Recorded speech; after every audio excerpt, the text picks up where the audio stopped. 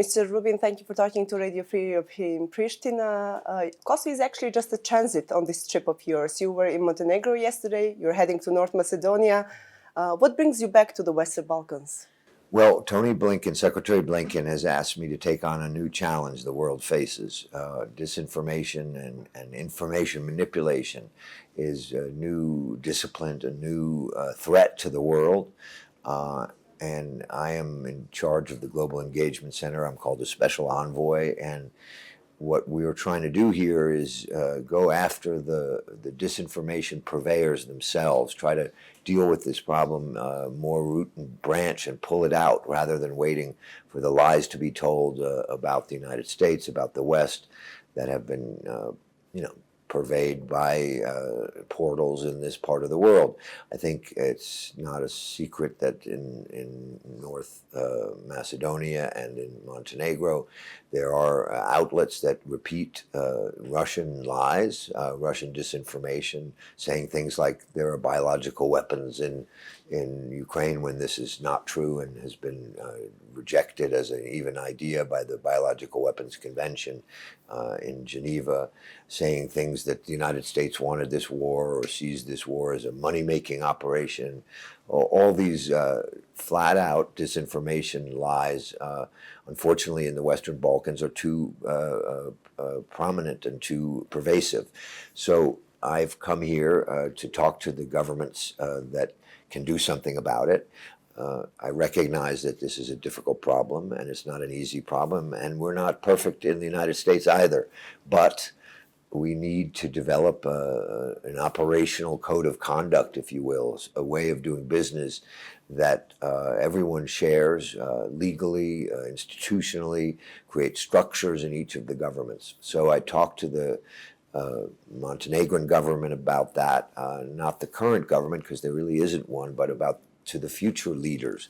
And I was very encouraged that they all recognize this problem, and we're going to work with them as partners to try to figure out how to at least stop the growth of this disinformation and begin to get a grip on it. What do you expect them to do? How to stop the disinformation? Well, it's not. First of all, it's not easy. We have to recognize that there is freedom of the press, and we want freedom of the press. But if you have Chinese government accounts in social media, they should be labeled as Chinese government accounts. People shouldn't think this is just your average Chinese person saying something, or your average person. They should know it's a government account. That's an example. We should try to ensure that foreign ownership of media properties is transparent. That's an example of something we should do. And to the extent that regulations and rules can be put in place so that if an outlet is simply duplicating a Russian lie, that they can't claim to be journalists, that it's something else. It's called disinformation, and we should try to put a stop to it. Is some country in Western Balkans more vulnerable to Russian and Chinese disinformation than others? Well, I think the whole region is vulnerable in general to the problem, because the media spreads widely in the region from many different places. Obviously, a big chunk of it comes out of Serbia, and this is a major problem that needs to be dealt with. But other governments in Montenegro, in North Macedonia, need to prevent or try to prevent these lies from being spread by using whatever tools they can. We'd like to see them set up government entities that can begin to examine and analyze this problem so that we can try to put a stop to it. You won't be traveling to Serbia this time, however. I will not be traveling to Serbia on this occasion. Look, I'm a realist. I know that given my past, I'm probably not the best diplomat to meet with Serbian government officials. I'm familiar with the realities of the region.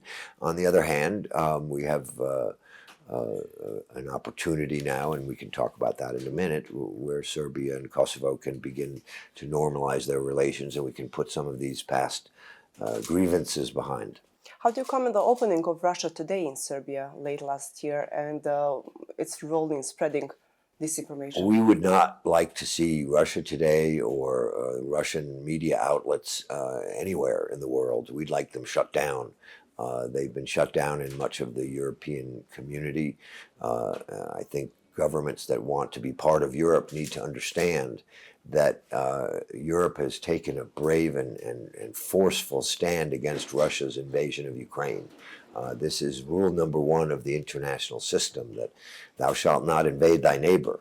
And Russia has broken that rule, and governments that want to be part of Europe should understand that if they align themselves with Russia, they put at risk their relations with Europe.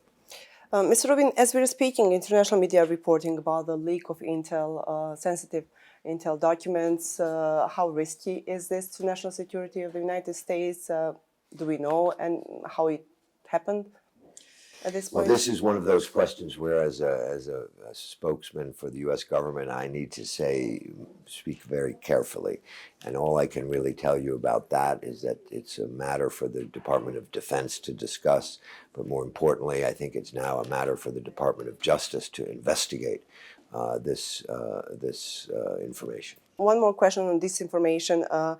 Who has the advantage? The West debunking the disinformation or the Russian propaganda at this point? You once said that the West has been slow to respond to China's emergence in the information space. I think if one is going to be realistic, and I'm a realist, the United States, the West, has been slow to realize the dangers from Russian and Chinese disinformation and information manipulation. They've been spending billions and billions of dollars on this project in the information domain for many, many years. And I think we need to step up our game. Secretary Blinken asked me to take this job because he wants the United States to step up its game. Secretary Blinken believes that this is a real and significant threat to the world, and has pointed out that this happens every day all over the world.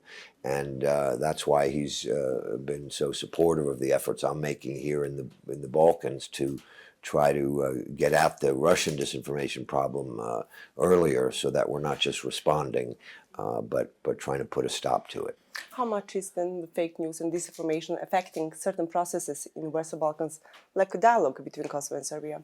I am sure that the information problem has been at the root of problems in this part of the world for a long, long time. I first became aware of this whole idea of disinformation back in the 90s when I heard and watched and saw government-sponsored news about different ethnic groups which were designed to enrage each other, designed to develop hatreds between each other, and we saw the consequences of that in the terrible wars of this part of the world. So there are those who don't want to see normalized relations between the various countries of the Western Balkans. There are those who don't want to see the Western Balkan countries become part of the European Union and become normal participants in European institutions. Certainly that's not something that Kremlin foreign policy is designed to achieve. It's designed to achieve the opposite. So I would urge anyone in this part of the world who wants to see a future for their children and see a brighter future for their own country is to work together as a society to begin to put a stop to the lies that only generate hatred between communities. I will stick to dialogue a bit more. Kosovo and Serbia have recently agreed upon an agreement on the path to normalization, which doesn't foresee mutual recognition.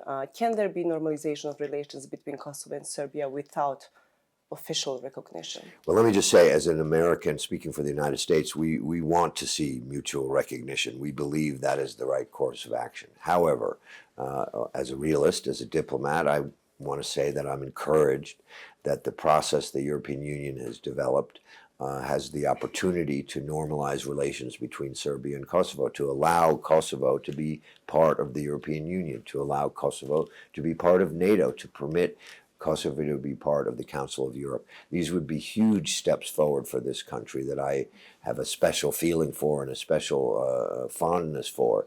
And it may not achieve all of the objectives that the United States might want or the Kosovo people might want. But if we can get the symbols of Kosovo sovereignty recognized in that sense, if you can get normal relations and exchange of embassies and all the steps necessary to make countries treat each other normally, and if Serbia no longer blocks or is able to block Kosovo from being part of NATO, from being part of the European Union and being part of the European institutions, then I think the Kosovo people will have achieved something much more than they can hope for and hoped for a long time. So I would urge people to look, emphasize the positive. It's not perfect. In this business, we can't let the perfect be the enemy of the good. And I think it will be good news for the people of Kosovo if their country is part of Europe in an institutional sense, part of NATO, part of Western institutions, even if the perfect outcome of recognition isn't achieved. Actually, the membership of Kosovo to international organizations is something that Aleksandar Vučić, the president of Serbia, has said that he wants implement, he wants support. After the agreement was reached, that's what he said. Also, he in a way backed the Serbian list in northern Kosovo not to take part in Kosovo elections for 4 municipalities in the north. He said that warned that Kurti, Kosovo's prime minister, will rule the north and the people out there will be under occupation. How is this contributing to normalization? I'm going to avoid getting into some of these details because unlike the old days when I studied this region very carefully and worked on some of the issues very closely, I'm not familiar with all the statements you made. However, I believe it is extremely important if the leaders of Serbia want to see their country part of Europe, part of the European Union, part of NATO, have the opportunity to be a better future for their people, that they should get a little bit used to the idea that they will not get all the things that they want, and they should probably be doing more to build support for an agreement that is really not between Kosovo and Serbia. The technicalities of this are kind of complicated, but these are agreements that would be between Kosovo and the European Union and Serbia and the European Union.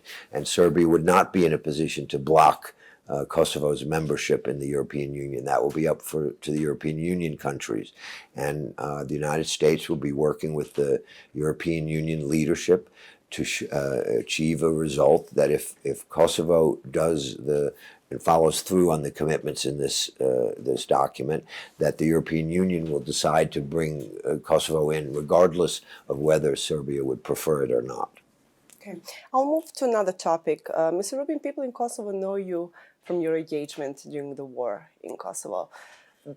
How did you, at that time, view the role of KLA? Well, the United States position on the KLA evolved. You know, in the early days, before I knew much about it, we had condemned terrorist activities that had been conducted by Albanian groups.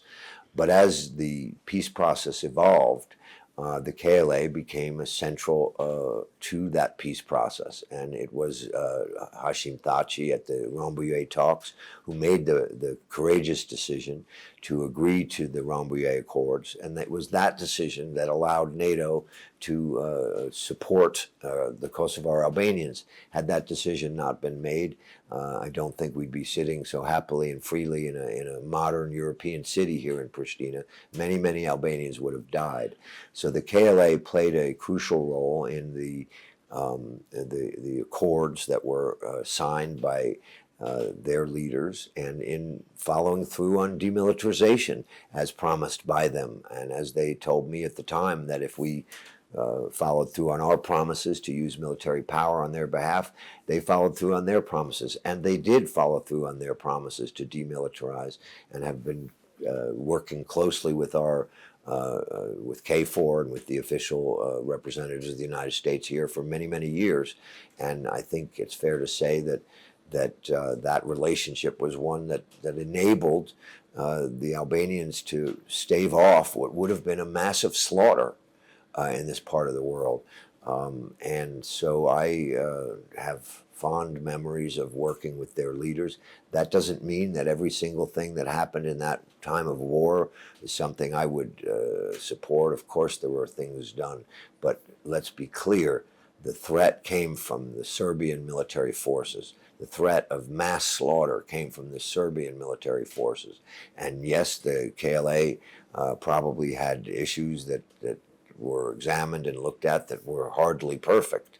But I don't think we should rewrite history on this subject. Now Hashim Thaçi and other KLA founders are being accused of being members of joint criminal enterprise with a common purpose to gain and exercise control all over Kosovo with the use of different means. What is your comment on that? I just have no comment on that. Mr. Rubin, thank you so much for talking to us. Thank you.